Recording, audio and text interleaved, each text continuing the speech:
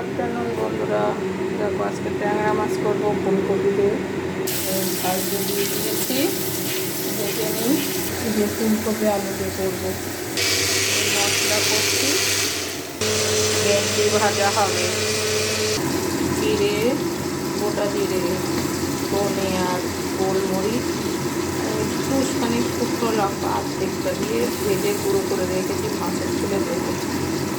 এটা শুক্তো করেছি, যা যা লাগে সব দিয়ে সর্ষে আর পাঁচফোড়ন গুঁড়ো করে, মানে শুকনো কড়াই ভেজে গুঁড়ো করে দিয়েছি। ঠিক আছে বন্ধুরা, ভেজে বড়ি দেবো পরে আবার একটুখানি।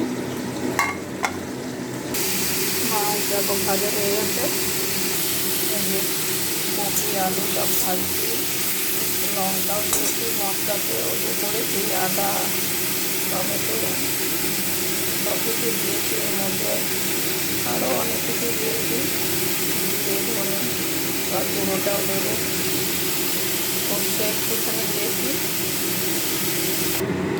দেখো ট্যাংরা মাছ আলু কপি দিয়ে সেটা বসিয়ে দিয়েছি, ফুটছে। যে আমি কিন্তু কোনো সময় শুকনো লঙ্কার গুঁড়ো বা বেশি একটা দিই না, বেশি আমি কাঁচা লঙ্কা দিয়ে করি।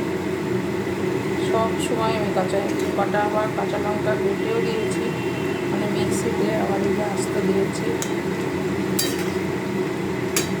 আর এই যে ভাত দেখো খোয়া উঠছে, দেখতে পাচ্ছ।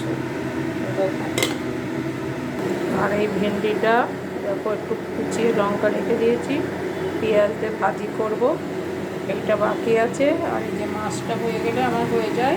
আজ একটু দেরি করে রান্না করছি, ছেলে বাড়ি রয়েছে।